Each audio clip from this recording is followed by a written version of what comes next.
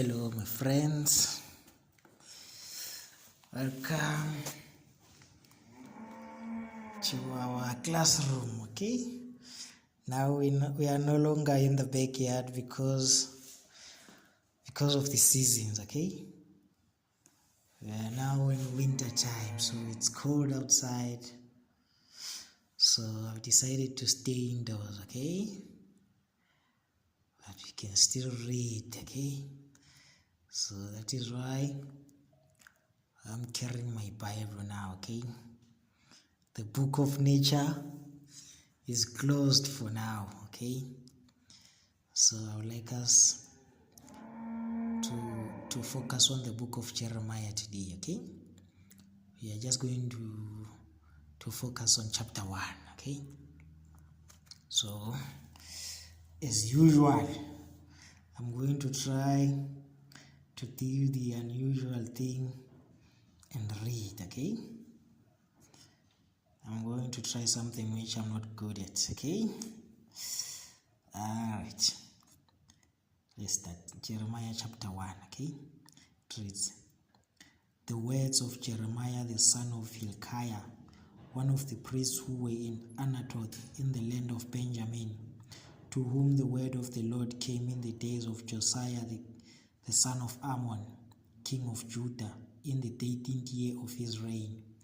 It came also in the days of Jehoiakim, the son of Josiah, king of Judah, and until the end of the 11th year of Zedekiah, the son of Josiah, king of Judah, until the captivity of Jerusalem in the 5th month. Okay, it says in verse 4, now the word of the Lord came to me, saying, behold, I formed you. It says, before I formed you in the womb, I knew you, and before you were born, I consecrated you.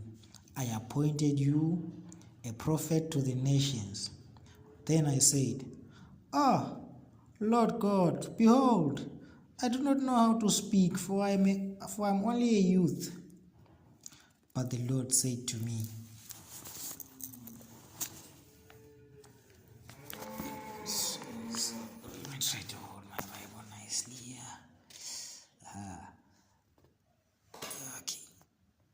But the Lord said to me, do not say, I am only a youth. For to all whom I send you, you shall go, and whatever I command you, you shall speak. Do not be afraid of them, for I am with you to deliver you, declares the Lord. Then the Lord put out his hand and touched my mouth. And the Lord said to me, behold, I have made my words known in your mouth. I have put my words in your mouth, See, I have set you this day over nations and over kingdoms, to pluck up and to break down, to destroy and to overthrow, to build and to plant. And the word of the Lord came to me, saying, Jeremiah, what do you see? And I said, I see an almond branch. Then the Lord said to me, you have seen well, for I am watching over my word to perform it. The word of the Lord came to me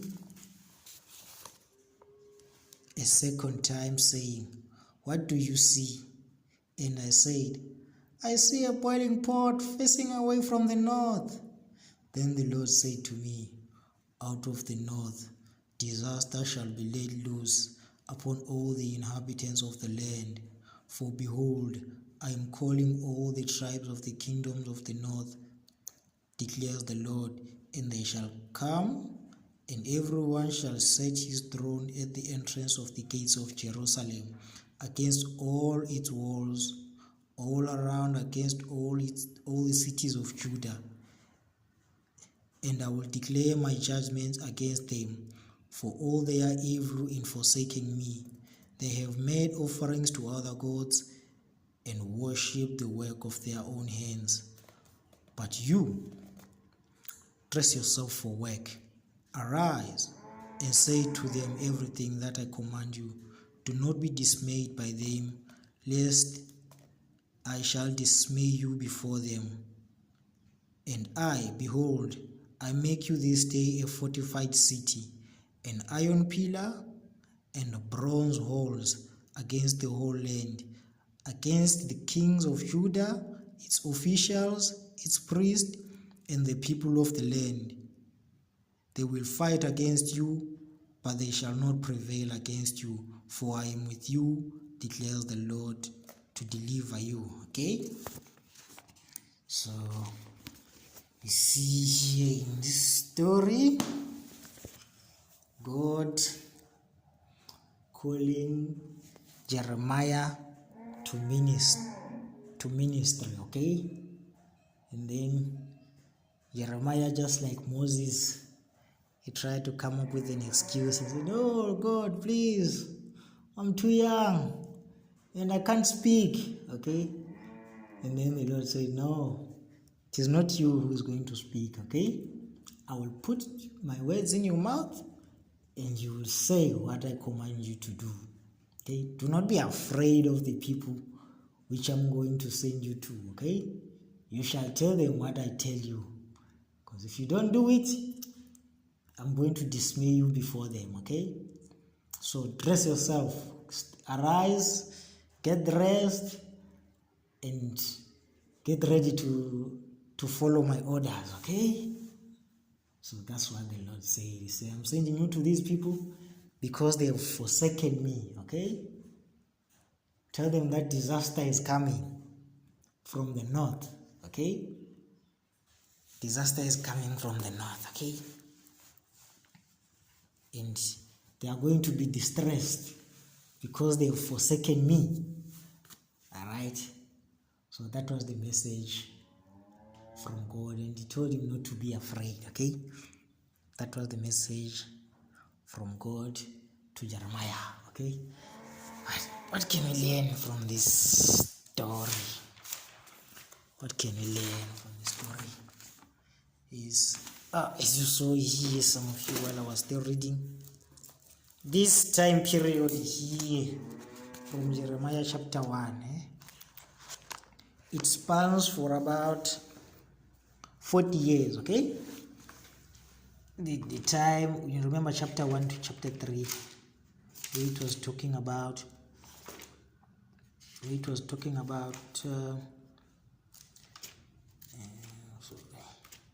the call of Jeremiah, okay? Right from the beginning there, where the Lord called him. He said that he was a youth, okay? And from the time of Josiah down to the time of Zedekiah, it was a time of about 40 years, okay? So Jeremiah, he was called to minister for 40 years, okay? So this time period here, it is just over 40 years from the time of the king of the time of the king of Judah, okay? Of the kings of Judah, who Josiah, okay? Yes, from the time of Josiah down to this time of Zedekiah, okay? Until they were taken to captivity, okay? In Babylon. It was around 40 years. So, as we know, some of you, there is a day for a year principle when you're studying the Bible, okay? 40 years, it represents 40 days, okay? So this prophetically could be said to be just 40 days, okay? If it is a day for a year. I'd say, do you remember again the story of Jonah? You remember when Jonah was given a message by God to Nineveh, okay? He went there and he said, "Yet in 40 days, and this place shall be destroyed," okay? So this guy, Jeremiah, just like Jonah, okay? He had a message of 40 days, okay?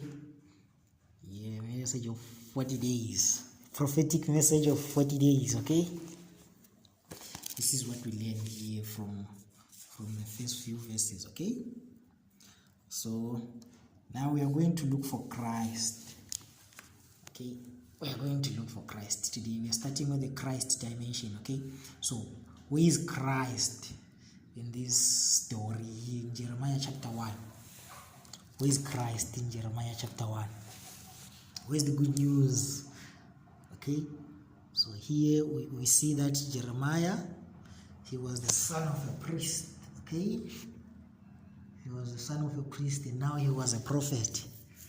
Okay, so we remember Christ. He is our high priest. Okay, he is our high priest, and he is also our prophet. Okay, he is also our prophet who gives us warning. Remember the person who was giving the message here in the book of Jeremiah and in the book of Job. It is God himself. Okay, it is God himself who was giving this message.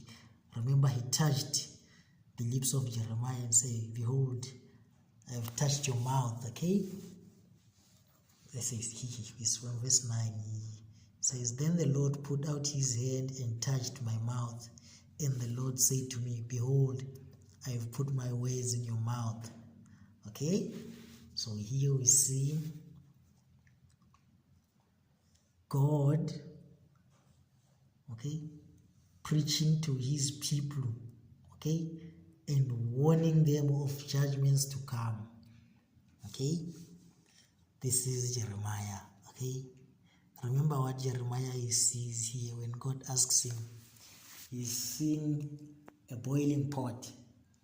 Okay, a boiling pot facing away from the north, and then God describes that saying it is disaster which is coming to come from the north. Okay, so this boiling pot, it represents disaster from the north.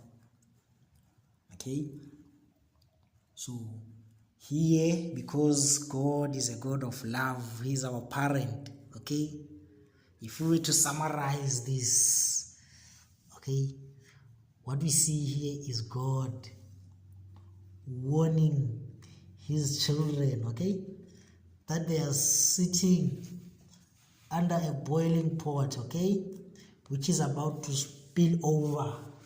Okay, just like parents in our houses, if you move too close to the stove where there is a boiling pot, they warn you.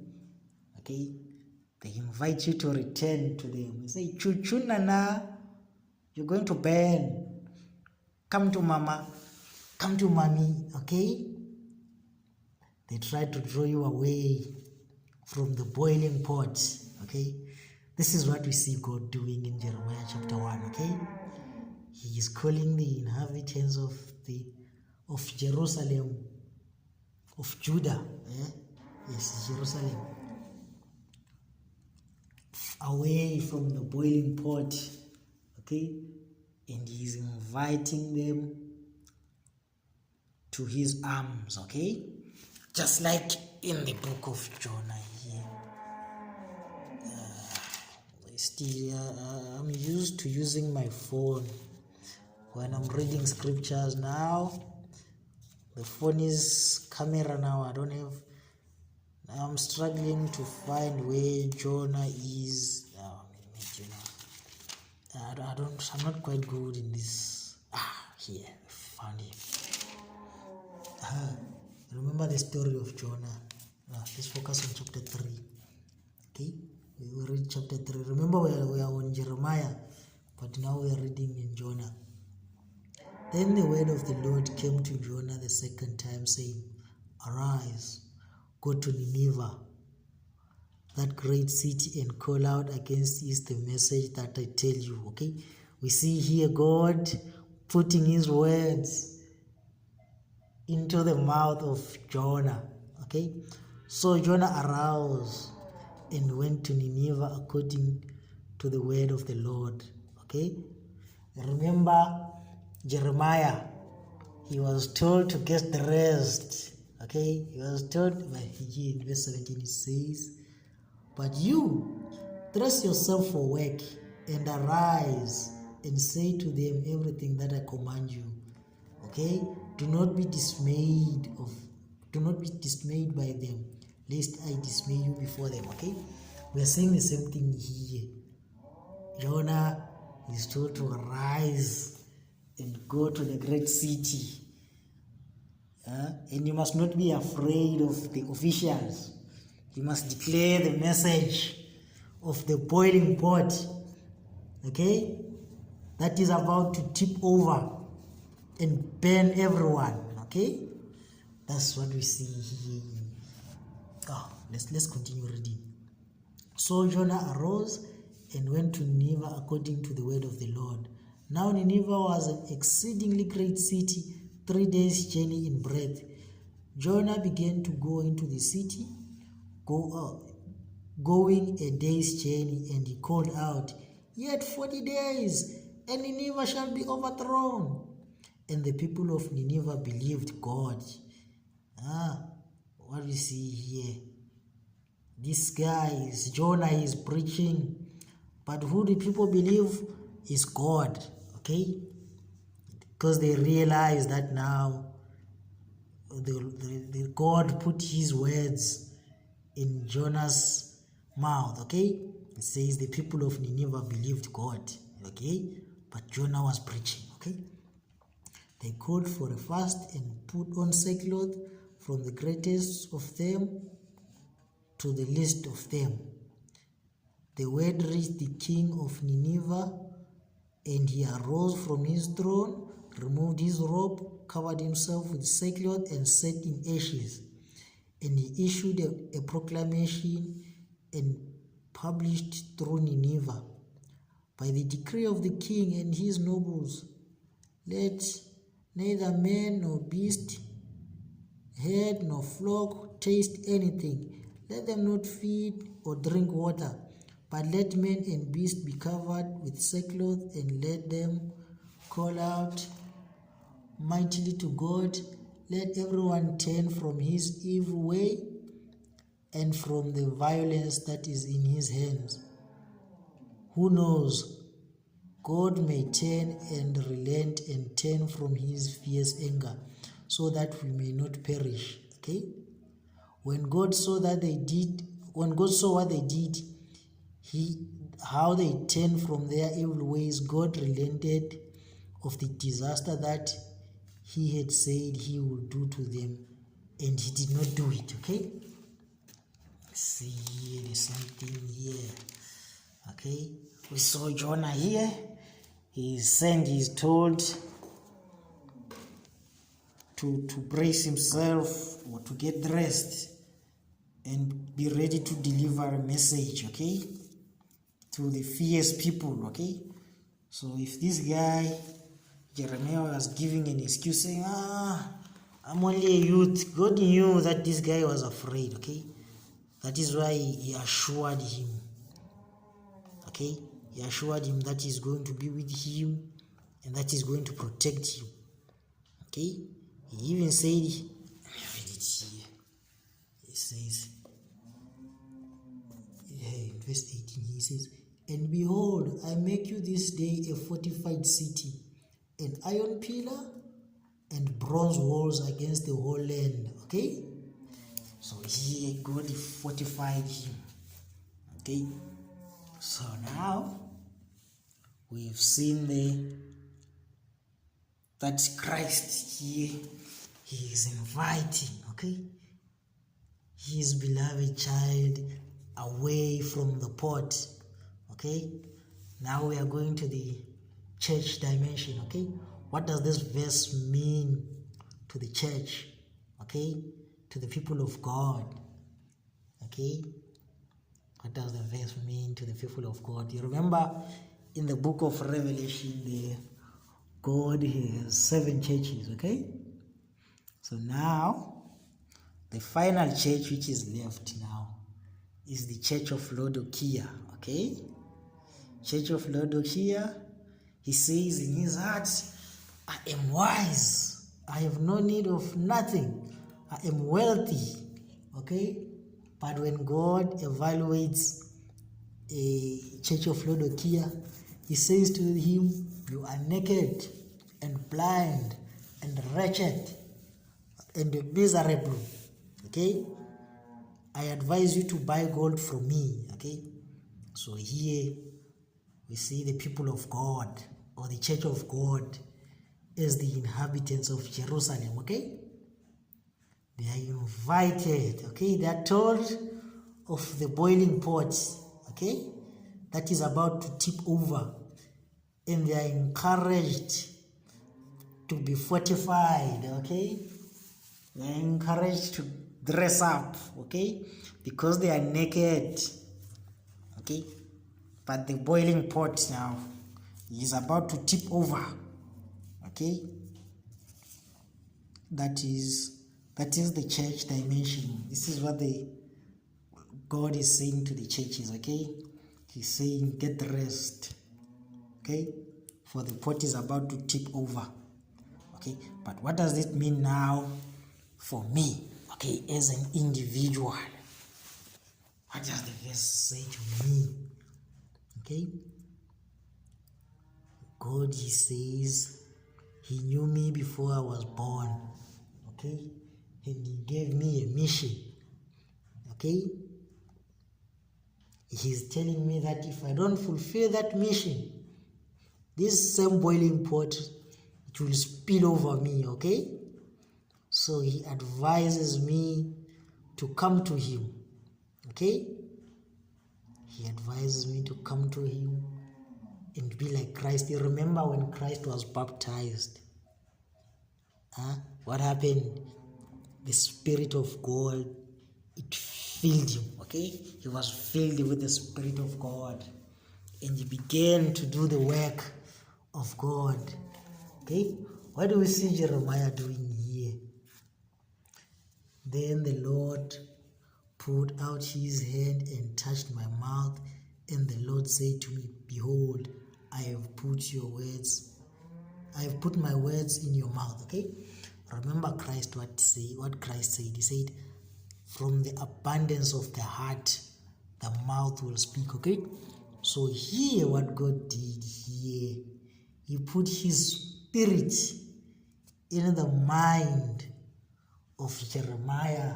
Okay, and then Jeremiah, he began to declare the words of God, just like Christ when He was filled with the Holy Spirit. Okay, He declared the good news, okay, from our Father. Okay, yes, this is what the verse is saying to me. And the verse, it knows that I'm afraid of the people that I should declare the message to. Okay, God knows that I'm very afraid, and He knows that I'm a youth. Okay, and He knows that I don't know how to speak or even how to read, but He's saying go. Okay, and He's also inviting me as well to put on the whole armor. Okay, just like Jeremiah. You remember Jeremiah, he was fortified. Okay, there's a wall of bronze, a fortified city, an iron pillar. He said, I make you this day a fortified city, an iron pillar, and bronze walls. Okay, so he had the whole armor, okay, against the kings of Judah. You know, when Paul is talking about this, he is saying, put on the whole armor of the Lord, okay, to quench the fiery darts of the evil one. You see here, these kings of Judah, they were people of God, okay, but the devil was using them as his fiery darts against the prophets. Okay, these were church members. These was, okay, the kings of Judah and the priests, okay, and the officials. Okay, the devil was using them as the fiery darts. Okay, and Paul advises us to put on this whole armor. Okay, this whole armor, a fortified city. Okay, he is inviting us to the arms of our loving parent. Okay, Remember the message here. He's saying the boiling pot is about to tip over. Okay? So, run. Okay? This is the message from the Father. It is a message of love. It is a warning. Remember, God does nothing until He reveals everything by His prophets. Okay? So He's saying here, the Father is saying, the pot is about to tip over. Run to me. Okay? Okay? Get dressed. Okay? Put on the whole armor, for the pot is about to tip over. Alright. And then we focus on another dimension again, which is let me check my notes here. Got something here. Right. Says I had written these notes, but I'm not done. Okay. So prophetic message. When we talk about the fifth dimension, we've spoken about what the message says to the church. Okay, what the chapter says about me, what it says about Christ, what it says, what's the prophetic message, okay? So what does Jeremiah chapter 1 prophetically means, okay? Because this Bible is multi-layered when it comes to prophecy, okay? So there's a greater prophecy here. There's a greater prophecy here, right?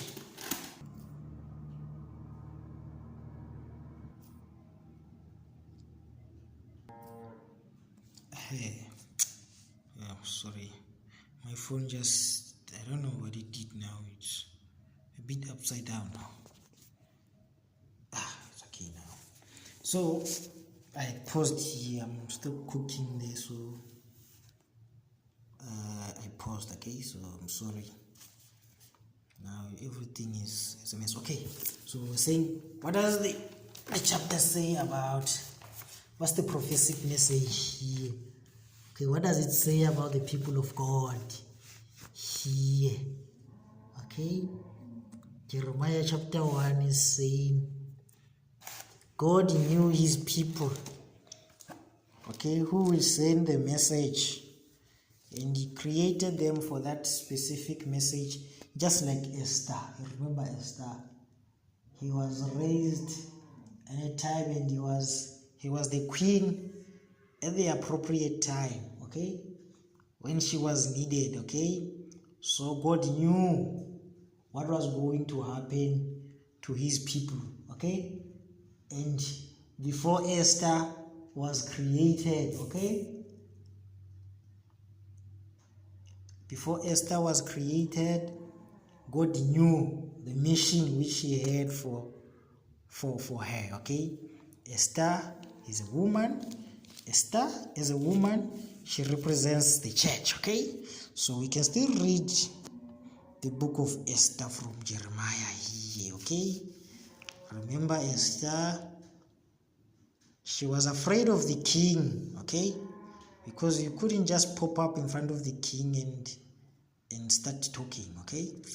You have to have a meeting with him, but Esther, she just rushed in, okay. She just rushed in with the message of God, okay, which led to the deliverance of her people, okay. So this is what we see here. Jeremiah is told to praise himself for work. God puts His spirit in him, and he declares a message to the king, which leads to the deliverance of the people, okay. Esther, God knew her before she was born. She prepared her for that specific time, okay. Puts His head, I can remember they fasted for Esther. Oh, sorry. You remember Esther and the Jews, they fasted, okay. And then she went to the king to declare the message, just like as the people of Nineveh. Okay, that's the prophetic message of the church. Here we spoke about Esther as the woman, okay, the people of God, okay, who prepare themselves for the work of God, even though they are youth, they are young, okay, they represent the people of God who do the work of God, okay. When God he wants to warn the world, okay, about disaster, okay, about impending doom, okay, he calls out to his people through these people whom he ordained, okay, so that they can warn the world of impending doom, okay, of the boiling pot, okay. So that's what we see here. And then where can we find that in nature? Yeah, I'd like us to talk about, wolves, okay. Wolves, they move in packs, okay. So in that pack, usually there is what you call an alpha wolf, okay. An alpha wolf, he shows his traits that this one is going to be an alpha when he's still a puppy, okay, or a cub. I don't know whether it's a puppy or a cub, okay. It shows his traits when he's still a puppy or a cub, okay.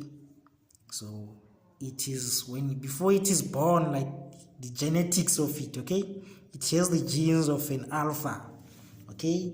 So from its infancy or from its youth, okay, it displays the characteristics of an alpha.